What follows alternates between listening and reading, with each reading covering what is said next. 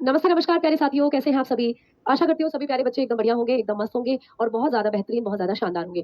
तो प्यारे साथियों, मैं भावना भाटी आप सभी का स्वागत करती हूँ आपके अपने प्यारे से परिवार रोज़गार विद अंकित एप्लीकेशन में। तो आप सभी जल्दी से क्लास के साथ जुड़ जाइएगा, फिर हम अपनी क्लास को शुरू करते हैं, ठीक है? आज हो सकता है कि आपकी क्लास में लगभग 45 मिनट के आसपास की ही लूँ क्योंकि मेरी तबीयत थोड़ी-सी आज ढीली-सी हो रखी है और फीवर के जैसा और गले में दुखन हो रही है और कल मेरी ग्रुप डी के लिए क्लास भी है, मैराथन क्लास, तो उसकी भी मुझे थोड़ी-सी एनर्जी उसके लिए भी बचा कर रखनी है। तो आ जाओ देखते हैं कितनी देर तक हम अपनी क्लास को कर पाते हैं, ठीक है? जल्दी से सभी बच्चे क्लास के साथ जुड़ जाएँगे भाई प्यारे साथियों, क्लास को फिर हम अपनी शुरू कर रहे हैं।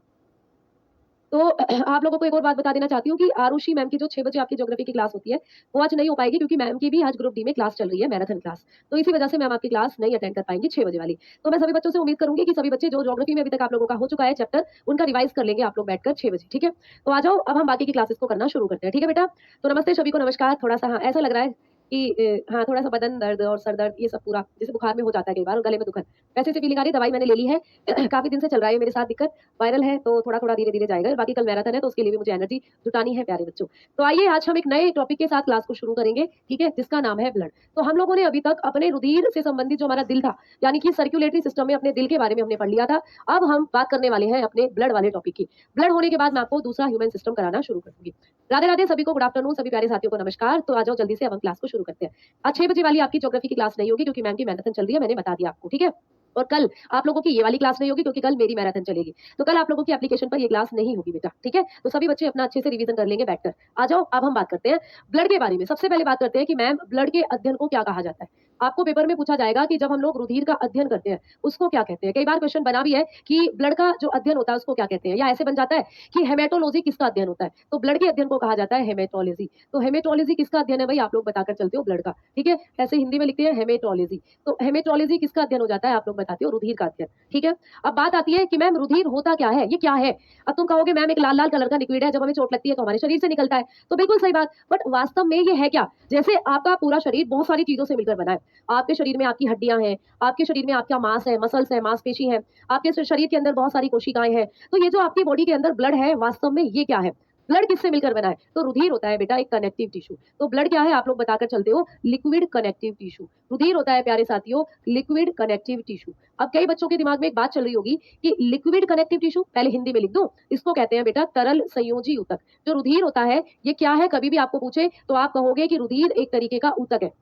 कौन-सा ऊतक है? ऊतक तो बहुत सारे हमारे शरीर में, तो कहोगे संयोजी ऊतक है। अच्छा संयोजी ऊतक तो सॉलिड भी होते हैं और लिक्विड भी होते हैं, ब्लड कौन-सा है? तो तुम कहोगे लिक्विड है। तो रुधिर होता है तरल संयोजी ऊतक। अब मैं प्यारे साथियों को ये बता दूँ यहाँ से कि मैम ऊतक क्या होते हैं? क्योंकि जो बच्चे पहली बार बायोलॉजी पढ़ रहे हैं, उनको समझ नहीं आएगा कि मैम ऊतक क्या है? तो प्यारे साथियों जब आपके शरीर में समान कोशिकाएँ एक साथ जुड़ जाती हैं, तो वही बनाती हैं आप लोगों का ऊतक। जैसे यहाँ पे समझो, मान लो ये आपके शरीर में बहुत सारी कोशिकाएँ हैं, भई ये है, ये है, ये है, ये आपकी कोशिकाएँ हैं, ये, ठीक है? ये जो मैं बना रही हूँ ना यहाँ पर, ये कोशिकाएँ हैं भई आपके शरीर की, क्लियर? ये आपके शरीर के अंदर पाई जाने वाली कोशिका, मतलब जिससे आपका पूरा शरीर बना है। आपके शरीर की सबसे छोटी इकाई है ये, जो मैंने यहाँ पर बनाई है। ये है आपके शरीर के अंदर पाई जाने वाली कोशिका, जिसको हम कहते हैं बच्चा सेल। क्या कहते हैं? सेल, यानी कि कोशिका। अब मैम इनमें से जो एक जैसी कोशिका मतलब एक समान कोशिकाएँ जब जुड़ जाती हैं, वही बनाती है टिश्यू। अब जैसे अगर मैं कहूँ, यहाँ तुम्हें बहुत सारी कोशिका दिख रही है, कोई लाल है, कोई सफ़ेद है, कोई पीली है, कोई नीली है, ठीक है? एक बच्चा कह रहा है कि मैम इंग्लिश में भी बताएँ। बेटा एक भी सिंगल वर्ड आप मुझे यहाँ बता दो जो ओनली हिंदी में लिखा हो या ओनली इंग्लिश में लिखा हो। तो यहाँ पर सारी चीज़ों को हम लोग इंग्लिश और हिंदी बाइलिंगुअल ही कर चल रहे हैं, ठीक है? तो इस चीज़ के बारे में गौरव शायद बेटा आप देख नहीं पा रहे हो कि लिखा हुआ है ब्लड क्या है? Blood is a liquid connective tissue. आपको लिखा हुआ है जब भी हम ब्लड की स्टडी करते हैं तो उसको कहा जाता है हेपेटोलॉजी, ठीक है? अब यहाँ पर आप लोगों को ऐसे तो बोला नहीं जाएगा, children what is blood? Blood is a connective tissue. Which connective tissue is blood? Blood is a liquid connective tissue. When we study about blood what is called? The study of blood is called haematology. पर प्यारे बच्चों ऐसे तो बोला नहीं जाएगा, है ना? तो आपको टर्म समझनी है, बाकी हो आप भारत देश से। आपको हिंदी बहुत बेहतरीन तरीके से समझ में आती है। सिर्फ हमें वो टर्म पढ़नी है जो पेपर में हमें बाइलिंगुअल तौर पर याद रखनी है। तो आप बिल्कुल अच्छे से समझते हो कि जब हम ब्लड के बारे में पढ़ते हैं, रुधिर के बारे में पढ़ते हैं, तो उसका जो स्टडी है, उसका जो अध्ययन है, उसको कहा जाता है हेमेटोलॉजी। क्लियर? फिर हमने बात करी कि रुधिर क्या है? What is blood? आपको पता है भई कोई आपसे पूछता है कि रुधिर क्या है, तो ये नहीं है कि आपको समझ नहीं आएगा। बिल्कुल आप समझोगे, बट पेपर में जब लिखाएगा तो आप लोगों को लिक्विड कनेक्टिव टिश्यू लिखा मिलेगा। तो आप इसको बहुत अच्छे से समझ सकते हो, है ना? तो चीज़ें यहाँ पर बिल्कुल बाइलिंगुअल ही चल रही हैं बेटा। और आप भारतीय हो, और भारतीय हो तो इतनी हिंदी तो समझते हो जो मैं आपको बताती चल रही हूँ। ठीक है बेटा? चलो, तो यहाँ पर आपने बताया कि रुधिर क्या होता है? तरल संयोजी ऊतक है। अब हमने बात करी, मान लीजिए ये आपकी बॉडी के अंदर बहुत सारी सेल है, ये कलर दिख नहीं रहा होगा तो मैंने लिख दिया। ये आपकी बॉडी के अंदर बहुत सारी कोशिकाएँ हैं बेटा, ठीक है? For example these are many cells present in your body, आपके शरीर में ये बहुत सारी कोशिकाएँ हैं। अब इनमें से हम समान-समान सिमिलर सेल्स को चूज़ कर लेते हैं, समान कोशिकाओं को छाँट लेते हैं। जैसे सफेद-सफेद वाली, आपको दिख रहा है जितनी भी व्हाइट कलर की जो सेल है, ये एक साथ जुड़ जाएँगी ऐसे, ऐसे एक साथ जुड़ जाएँगी। तो इन इन एक जैसी कोशिकाओं ने जुड़कर बनाए ऊतक, इन एक जैसी कोशिकाओं ने मिलकर बनाए प्यारे बच्चे टिश्यू, ठीक है? वैसे ही सेम एज़ आपको यहाँ पे दिख रहा है, जो ये आप लोगों की येलो कलर वाली सेल है, ये भी एक साथ जुड़ जाएँगी। येलो आप लोगों की एक साथ जुड़ जाएँगी, येलो डर्टी बफेलो, आप पढ़ते थे ना ऐसे छोटे थे जब, इस मतलब ऐसे बोलते थे। तो ये सिमिलर सेल है, सारी की सारी येलो है, ये एक साथ जुड़ जाएँगी तो ये भी फ़ॉर्म कर लेंगी टिश्यू को, ठीक है? ये भी ऊतक का निर्माण कर लेंगी आपके शरीर में। सिमिलरली सेम तरीके से जो ब्लू कलर की सेल है, ये भी एक साथ आकर जुड़ जाएँगी इस तरीके से, और जब एक साथ आकर कलेक्ट हो गई है तो दे फॉर्म टिश्यू, ये भी बना लेती हैं टिश्यू प्यारे बच्चे, ये भी ऊतक बना लेती हैं। इस तरीके से कहने का मतलब ये है, समझाने का मतलब ये है कि हमारे शरीर में जब कभी भी एक जैसी कोशिकाएँ यानी समान कोशिकाएँ एक साथ जुड़ती हैं तो वो ऊतक बनाती हैं बेटा, टिश्यू बनाती हैं प्यारे बच्चे। तो ऊतक क्या होता है? समान कोशिकाओं का समूह, यानी कि कभी भी आपको पूछे कि ऊतक किसको कहा जाता है तो आप बताएँगे समान कोशिकाओं का समूह, ठीक है? समान कोशिकाओं के समूह को, कोशिकाओं के समूह को क्या कहते हैं प्यारे बच्चे? ऊतक कहते हैं। तो आप लोगों को ये भी पूछा जा सकता है कि ऊतक क्या है? ऊतक एक अलग टॉपिक है जिसको जब मैं आपको पढ़ाऊँगी तो डिटेल में बताऊँगी। अभी के लिए मैंने आपको बता दिया कि समान कोशिकाओं के समूह को ऊतक कहते हैं, यानी कि group of similar cell, group of similar cell, ठीक है? Group of similar cells is known as tissue, is known as tissue. तो भाई सिमिलर सेल जब कभी भी जुड़ती है, वो बनाती है टिश्यू। तो वैसे ही जो आपका ब्लड है ना, वो भी एक टिश्यू ही है। अब टिश्यू जो है प्यारे बच्चे, हमने बात करी कि हमारा जो ब्लड है वो भी एक ऊतक ही है। ऊतक समझ में आ गया? जब बहुत समान प्रकार की कोशिकाएँ जुड़ रही हों, तो जब आप ब्लड को देखोगे आपके ब्लड में भी आपको बहुत सारी कोशिकाएँ नज़र आएँगी। आरबीसी, डब्ल्यूबीसी, प्लेटलेट सारी ब्लड सेल है वो, ठीक है? सारी की सारी रुधिर कोशिकाएँ कहलाती हैं वो। तो वो रुधिर को ही बनाने का काम कर रही हैं, एक जैसी हैं, सिमिलर है। तो वो हो जाती हैं आप लोगों की, वो बना रही हैं आप लोगों का ब्लड, आप लोगों का रुधिर। ठीक है बेटा? समझ में आई बात? अब हम आगे बात करते हैं, ठीक है? ठीक है? एक बच्चा कह रहा है कि मैम आपसे निवेदन है कि लाइन में नोट्स लिखवाएँ प्लीज़। बेटा लाइन ही चल रही है अभी तक तो, वो तो मैंने आपको समझाया है, वो तो मैंने आपको समझाया है प्यारे बच्चे, लाइन ही चल रही है। और मैंने कहा है अभी-अभी कि जो टिश्यू होता है ये अलग टॉपिक है, जब मैं आपको टिश्यू वाला टॉपिक कराऊँगी तो इसको मैं डिटेल में वहाँ लिखवाऊँगी। अभी तो सिर्फ़ आपको समझाने के लिए या साइड में आप डेफिनिशन नोट करना चाहते हो, उसके लिए मैंने आपको यहाँ पर लिखवा दिया। तो अब आपका साइड में ही चल रहा है बेटा, पॉइंट टू पॉइंट ही चल रहे हैं नोट्स, पॉइंट टू पॉइंट ही चल रही है सारी चीज़ें। ठीक है? आ जाओ, अब आगे बात करते हैं। हमने बात करी कि मैम जो टिश्यू होते हैं आप लोगों के, वो समान कोशिकाओं का समूह है, जैसे कि ब्लड। ब्लड भी हमारे शरीर में एक तरीके का टिश्यू है, एक तरीके का ऊतक है। अब मैम आपने लिखा हुआ है कि ब्लड है संयोजी ऊतक, यानी ब्लड है कनेक्टिव टिश्यू। तो मैम ये कनेक्टिव क्या है? ये संयोजी क्या है? प्यारे साथियों, जब कभी भी हम बात करते हैं जानवरों की, जब कभी भी हम बात करते हैं जंतुओं की, मैंने आपको पहले कहा था कि खून किसके अंदर होता है? पेड़-पौधों में होता है खून या जंतुओं में? आप कहोगे मैम जंतुओं में होता है। तो भाई बात तो जंतुओं की करेंगे ना जब ब्लड पढ़ रहे हैं, पादपों में तो खून होता ही नहीं है। इसीलिए जब कभी भी हम लोग बात करते हैं एनिमल की, जब कभी भी हम लोग बात करते हैं प्यारे साथी एनिमल की, यानी कि जंतुओं की, तो जंतुओं के शरीर में 4 तरीके के ऊतक देखने को मिलते हैं। आपको जो एनिमल होते हैं इनके शरीर में 4 टाइप्स के टिश्यू देखने को मिलते हैं। हमारे अंदर कितने प्रकार के ऊतक हैं प्यारे बच्चे? हमारी बॉडी में होते हैं 4 टाइप टिश्यू। ये सिर्फ समझना है, ये समझाने के लिए बता रही हूँ, ठीक है? हमारे शरीर में क्या होता है? 4 प्रकार के ऊतक पाए जाते हैं। कौन-कौन से हैं मैडम जी? प्यारे साथियों, आप लोग पहले नंबर पर लिखते हो एपिथेलियल। एपिथेलियल सिर्फ समझना है, ठीक है? एपिथेलियल, एपिथेलियल जिसको कहते हैं उपकला ऊतक, ठीक है? उपकला। दूसरे नंबर पर आपको पढ़ना है कनेक्टिव टिश्यू, दूसरे नंबर पर आपको पढ़ना है कनेक्टिव यानी संयोजी। मैम तीसरे नंबर पर कौन से हैं? तीसरे नंबर पर होते हैं नर्वस टिश्यू, नर्वस यानी कि तंत्रिका ऊतक, ठीक है? और चौथे नंबर पर होते हैं पेशी ऊतक यानी मस्क्यूलर टिश्यू। तो ये 4 तरीके के ऊतक हैं हमारे शरीर में।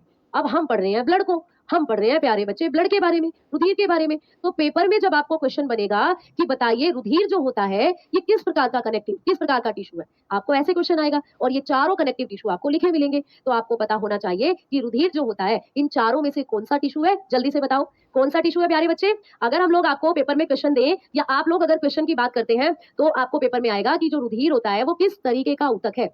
Blood is which type of tissue या which type of tissue is blood, ऐसे क्वेश्चन आ जाएगा। तो आप लोग बताकर चलेंगे कि ब्लड जो होता है वो कनेक्टिव टिश्यू है, यानी ह्यूमन बॉडी में या एनिमल्स में 4 टिश्यू हैं जिनमें से एक होता है कनेक्टिव टिश्यू, यही है हमारा ब्लड। मैम कनेक्टिव टिश्यू का एग्जांपल और कौन-कौन होते हैं? तो बेटा आपकी बोन्स भी इसी में आती हैं, आपकी हड्डियां भी इसी में आती हैं बेटा। अब हड्डियां तो सॉलिड है, ठोस होती है हड्डियां तो, लेकिन ब्लड भी इसी में आता है, ब्लड लिक्विड है। इसीलिए हमने लिखा कि जो ब्लड होता है वो लिक्विड कनेक्टिव टिश्यू है ना? हाँ, तो इतना कॉन्सेप्ट अभी के लिए समझना है, बाकी टिश्यू को हम डिटेल में बाद में पढ़ेंगे, टिश्यू एक अलग टॉपिक है, उसमें हम बाद में पढ़ेंगे। जब मैं सेल पढ़ाऊंगी तब टिश्यू के बारे में बताऊंगी।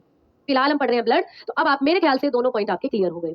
ठीक है? अब आ जाओ आगे बात करते हैं। अब आपको पूछेगा कि हमारा जो शरीर होता है, इसमें कितना खून होता है? हमारे शरीर में ब्लड का अमाउंट कितना होता है? हमारी बॉडी में ब्लड की मात्रा कितनी होती है? तो अमाउंट ऑफ ब्लड होता है हमारी बॉडी के अंदर 5 से 6 लीटर प्यारे बच्चे। हमारी बॉडी के अंदर जो ब्लड का अमाउंट होता है, वो होता है 5 से 6 लीटर। यानी आपकी पूरी बॉडी में 5 से 6 लीटर ब्लड है।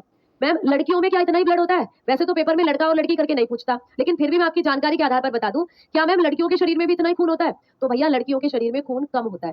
भाई तुम्हारे नज़रिए से लड़कियों में खून ज़्यादा होना चाहिए, क्योंकि वो तुम्हारा भी तो खून पी जाती हैं। तुमने सुना होगा कि लड़कियाँ बहुत खून पीती हैं, है ना? और तुमने सुना होगा चुड़ैल जो प्रजाति होती है वो भी लड़कियों की ही होती है। तो तुमने सुना होगा खून पीने वाली चुड़ैल, खूनी चुड़ैल। तो मतलब लड़कियाँ चुड़ैल का रूप लेके खून पी जाती हैं। तो उनमें तो ज़्यादा खून होना चाहिए, 5 से 6 लीटर तो है ही, साथ में 1 आधा लीटर वो तुम्हारा भी पी गई। तो समझो उनमें तो खून की मात्रा ज़्यादा हो जानी चाहिए।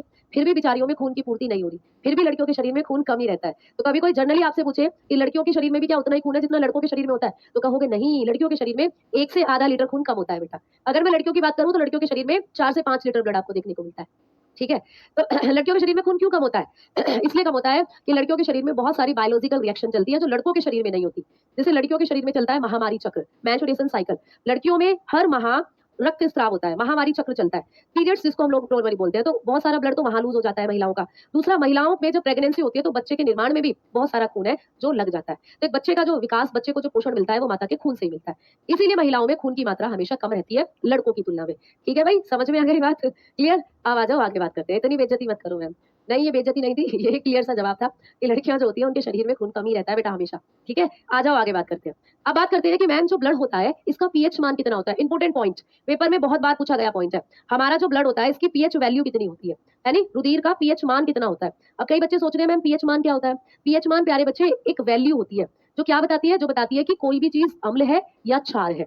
ठीक है? आप केमिस्ट्री में पढ़ोगे पीएच मान, केमिस्ट्री में पढ़ा जाता है पीएच स्केल। तो एक स्केल होता है, एक पैमाना होता है। जब हम उस पैमाने पर खून को रखते हैं, तो खून जिस बिंदुओं के बीच आकर रुकता है, यानी खून की जो रेंज उस पीएच पैमाने पर आती है, वो होती है 7.4। तो बहुत बार आपको पेपर में क्वेश्चन बना है कि ब्लड का पीएच मान कितना होता है? आप बताओगे 7.4। अब 7.4 पीएच मान के साथ जो रुधिर होता है, ये क्षारीय नेचर का होता है बेटा। एल्केलाइन होता है जो ब्लड होता है। यानी ब्लड जो है वो आपका बेस है, आप लोगों का जो ब्लड है वो एसिड नहीं है, वो होता है क्षारीय नेचर का। ठीक है? हाँ, बिल्कुल 7.4 होता है। अच्छा, जैसे कि ये एक पीएच पैमाना है भाई, जैसे कि एक पीएच पैमाना है ये। इस पर ना पीएच स्केल है प्यारे बच्चे ये। ये स्केल का तो तुम मतलब समझते ही हो, स्केल का इस्तेमाल करते हैं चीज़ों को नापने के लिए, लाइन खींचने के लिए, है ना? तो ये एक स्केल है केमिस्ट्री में। इस स्केल पर लिखे होते हैं 0, 7 और 14 ऐसे नंबर लिखे होते हैं। तो जब इस स्केल पर आप ब्लड को डालते हो ना, तो ब्लड लुढ़कता, लुढ़कता, लुढ़कता, लुढ़कता कहाँ का रुकेगा? धूम, धूम, धूम, धूम, धूम यहाँ का रुकता है ब्लड। मान लो ये है 4, ठीक है? तो जो ब्लड है वो रुकता है आकर 7.4 पर प्यारे बच्चे। तो इसीलिए ब्लड का जो पीएच मान है, वो कितना मान लिया जाता है? 7.4 मान लिया जाता है, ठीक है? तो ब्लड जो होता है वो एग्ज़ैक्ट 7.4 पर आकर रुकता है, इसीलिए ब्लड का जो पीएच मान है, पीएच स्केल पर वो 7.4। और जो मैम 7 से 14 के बीच में जिसकी वैल्यू आती है ना, उसको हम क्षार ही मानते हैं, उसको हम बेस ही मानते हैं बेटा। तो इसीलिए ब्लड की पीएच वैल्यू भी 7 और 14 के बीच में ही आई, भाई 7.4 कहाँ आएगा? 7 और 14 के बीच में ही है, तो इसीलिए ब्लड को भी हम बेस मानते हैं, क्षार मानते हैं। समझ में आ गई ना बात? ठीक है? चलो अब आगे बात करते हैं हम लोग। अब अगला पॉइंट पढ़ते हैं भाई ब्लड के बारे में। अगला पॉइंट ये है कि आपको पूछा जाएगा, जो हमारा ब्लड होता है, इसका हमारे कुल वज़न का कितने प्रतिशत ब्लड है हमारे शरीर में? जैसे मेरा जो वज़न है वो 50 किलो है ना? पहले कुड़ी दा 47 वेट था, तो भैया अब पता नहीं अब कितना है, शायद अभी भी इतना हो या मैंने बहुत दिनों से मेज़र नहीं किया। तो मैंने 50 एवरेज लिया कि मुझ में 50 किलो वज़न है। तो 50 किलो वज़न में से कितना वज़न मेरे ब्लड का है, ये आपको मैं पढ़ाना चाह रही हूँ। तो हमारे कुल वज़न का 7% हमारे ब्लड का वज़न होता है बेटा। तो आपको ये भी पूछा जा सकता है कि हमारे कुल वज़न का कितने प्रतिशत खून का वज़न होता है? तो आप लोग बताकर चलते हो कि कुल वज़न का प्रतिशत आपको पूछे, टोटल बॉडी वेट का जब आपको परसेंटेज पूछे, आपकी टोटल बॉडी वेट का आपके टोटल बॉडी वेट का कितने प्रतिशत आपकी बॉडी में आपका खून होता है? तो बताकर चलते हो 7%। आपके कुल वज़न का 7% आपका जो वज़न है वो खून का वज़न है। जैसे मुझे जब तोलोगे तो मेरे में 50 किलो वज़न है, 50 में से जो 7% मेरा वज़न आया है ना, वो मेरे खून का ही वज़न है। समझ में आई ना बात? हाँ, ये होती है प्यारे बच्चे सारी बातें।